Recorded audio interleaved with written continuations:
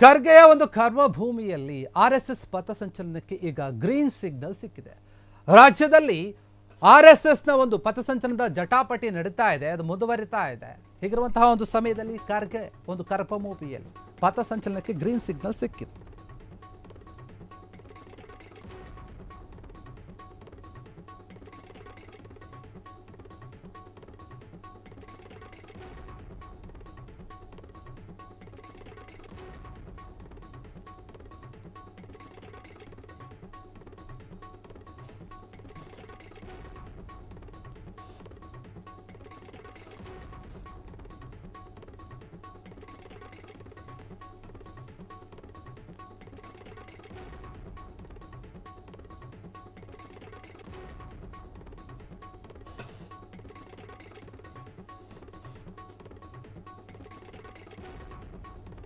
ಖರ್ಗೆ ಅವರ ಒಂದು ನೆಲದಲ್ಲಿನೇ ನೋಡಿ ಆರ್ಎಸ್ಎಸ್ ಪಥಸಂಚಲನದ ಒಂದು ಜಟಾಪಟಿ ನಡೀತಾ ಇತ್ತು. ಅನುಮತಿ ಸಿಗುತ್ತೋ ಇಲ್ವೋ ಅಂತ ಕಾದು ಕೂತಿದ್ರು. ಆದರೆ ಈಗ ಒಂದು ರೀತಿಯಲ್ಲಿ ಪಥಸಂಚಲನಕ್ಕೆ ಗ್ರೀನ್ ಸಿಗ್ನಲ್ ಸಿಕ್ಕಿದೆ ಅಂತ ಹೇಳಲಾಗ್ತಾ ಇದೆ.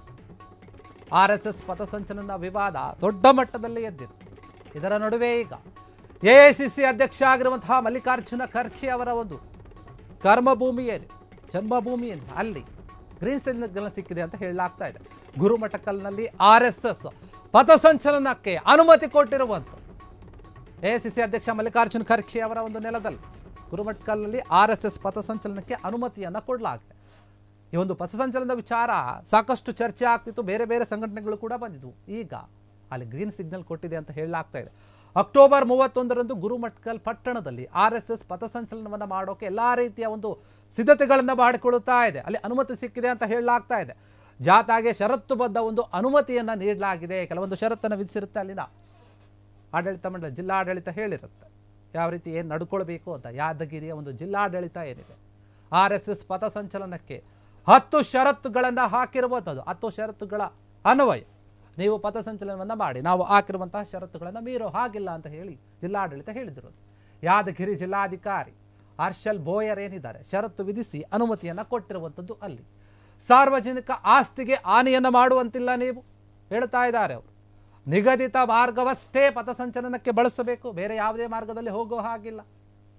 ಜಾತಿ ಧಾರ್ಮಿಕ ಒಂದು ಭಾವನೆಗೆ ಧಕ್ಕೆ ತರುವಂತಹ ಒಂದು ಘೋಷಣೆಗಳನ್ನು ಕೂಗುವಂತಿಲ್ಲ, ಮಾರಕಾಸ್ತ್ರವನ್ನು ಹಿಡಿದುಕೊಂಡು ಹೋಗುವಂತಿಲ್ಲ ಅಂತ ಹೇಳಿ ಷರತ್ತುಗಳನ್ನು ಹಾಕ್ತಾ ಇದ್ದಾರೆ.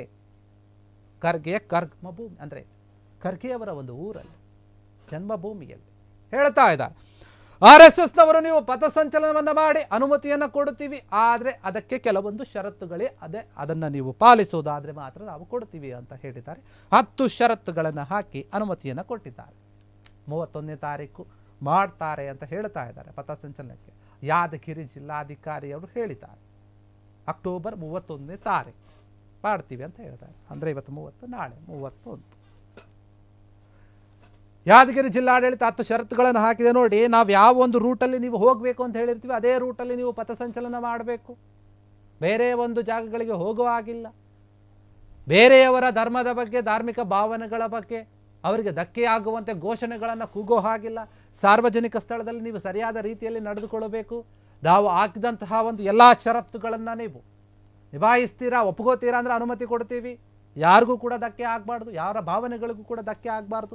ಕೋಲಿಡ್ಕೊಂಡು ಓಡಾಡ್ತಾರೆ, ಆದರೆ ಯಾವುದೇ ಒಂದು ಮಾರಕಾಸ್ತ್ರಗಳನ್ನು ಹಿಡಿದುಕೋಬಾರ್ದು, ಆ ರೀತಿಯಾಗಿ ಪಥಸಂಚಲನ ಮಾಡಬೇಕು. ಹೀಗೆ ಸಾಕಷ್ಟು ಷರತ್ತುಗಳನ್ನು ಹಾಕಿದೆ ಅಲ್ಲಿನ ಜಿಲ್ಲಾಡಳಿತ. ಆರ್ಎಸ್ಎಸ್ ಪಥಸಂಚಲನ ವಿವಾದ ಏನಿತ್ತು ಅದಕ್ಕೆ ಒಂದು ರೀತಿಯಲ್ಲಿ ಒಪ್ಕೊಂಡ್ಬಿಟ್ಟಿದೆ ಅಲ್ಲಿನ ಜಿಲ್ಲಾಡಳಿತ. ಓಕೆ ಮಾಡ್ತೀರಾ, ಇಷ್ಟೊಂದು ಒತ್ತಡ ಇದೆ, ಆಯಿತು, 100 ವರ್ಷದ ಒಂದು ಇತಿಹಾಸ ಇದೆ ಆರ್ಎಸ್ಎಸ್ಗೆ, ಅನುಮತಿಯನ್ನು ಕೊಡೋಣ. ಅದು ಯಾವ ರೀತಿಯ ಅನುಮತಿ ಅಂದರೆ ಷರತ್ತುಬದ್ಧ ಅನುಮತಿ. ಷರತ್ತು ಹಾಕಿದ್ದೀವಿ, ಅದನ್ನು ಏನಾದರೂ ನೀವು ಪಾಲಿಸಿಲ್ಲ ಅಂದರೆ ನಿಮ್ಮ ಮೇಲೆ ಕಾನೂನಿನ ರೀತಿಯಲ್ಲಿ ಕ್ರಮವನ್ನು ತೆಗೆದುಕೊಳ್ತೀವಿ ಅನ್ನೋಂಥ ರೀತಿಯಲ್ಲಿ ಕೂಡ ಹೇಳಿದ್ದಾರೆ ಅಲ್ಲಿನ ಜಿಲ್ಲಾಡಳಿತ, ಜಿಲ್ಲಾಧಿಕಾರಿಗಳು ಕೂಡ. ಹೀಗಾಗಿ ಈ ಒಂದು ಪಥಸಂಚಲನಕ್ಕೆ ಅನುಮತಿ ಸಿಕ್ಕಿದೆ. ಚಿತ್ತಾಪುರದಲ್ಲಂತೂ ಇನ್ನು ಸಿಗುತ್ತೋ ಇಲ್ವೋ ಎನ್ನುವಂತಹ ಪ್ರಶ್ನೆ ಇನ್ನೂ ಹಂಗೇ ಇದೆ. ಆದರೆ ಈಗ ಗುರುಮಠಕಲ್ನಲ್ಲಿ ಅನುಮತಿ ಸಿಕ್ಕಿದೆ ಅಂತ ಹೇಳಲಾಗ್ತಾ ಇದೆ. ಸಾರ್ವಜನಿಕರ ಒಂದು ಆಸ್ತಿಗೆ ಯಾವುದೇ ರೀತಿಯ ಒಂದು ಹಾನಿಗಳನ್ನು ಮಾಡಬಾರದು, ಬೇರೆ ರೀತಿಯ ಒಂದು ಧರ್ಮಕ್ಕೆ, ಬೇರೆ ರೀತಿಯ ಧರ್ಮಗಳಿಗೆ ನೋವಾಗುವಂತಹ ರೀತಿಯಲ್ಲಿ, ಅವಮಾನ ಆಗುವಂತಹ ರೀತಿಯಲ್ಲಿ ಘೋಷಣೆಗಳನ್ನು ಕೂಗಬಾರದು. ಯಾರ ಭಾವನೆಗೂ ಕೂಡ ಧಕ್ಕೆ ಆಗಬಾರ್ದು. ನಾವು ಹೇಳಿದಂತಹ ಒಂದು ದಾರಿಯಲ್ಲಿ ಸ್ಥಳಗಳಲ್ಲಿ ನೀವು ಹೋಗಿ ಬರಬೇಕು, ಅಷ್ಟೇ ಮಾತ್ರ ಮಾಡಬೇಕು. ನಾವೆಲ್ಲ ಇಲ್ಲ ಇಡೀ ಏನೇನು ಜಾಗ ಇದೆ ಎಲ್ಲ ಕಡೆ ಸುತ್ತಾಕ್ತೀವಿ, ನಮ್ಮ ಶಕ್ತಿ ಪ್ರದರ್ಶನ ಮಾಡ್ತೀವಿ ಅಂದರೆ ನಾವು ಅದಕ್ಕೆ ಅವಕಾಶ ಕೊಡೋದಿಲ್ಲ ಅಂತ ಹೇಳಿ ಅಲ್ಲಿನ ಜಿಲ್ಲಾಡಳಿತ ಷರತ್ತುಬದ್ಧ ಅನುಮತಿಯನ್ನು ಕೊಟ್ಟಿರುವಂಥದ್ದು. ಕ್ಷಣ ಕ್ಷಣದ ಸುದ್ದಿಗಳಿಗಾಗಿ ಫ್ರೀಡಂ ಟಿವಿ ಸಬ್ಸ್ಕ್ರೈಬ್ ಮಾಡಿ, ಲೈಕ್ ಮಾಡಿ ಹಾಗೂ ಫಾಲೋ ಮಾಡಿ. ಹೊಸ ಸುದ್ದಿಗಳ ನೋಟಿಫಿಕೇಶನ್ಗಾಗಿ ಬೆಲ್ ಐಕಾನ್ ಮೇಲೆ ಕ್ಲಿಕ್ ಮಾಡಿ.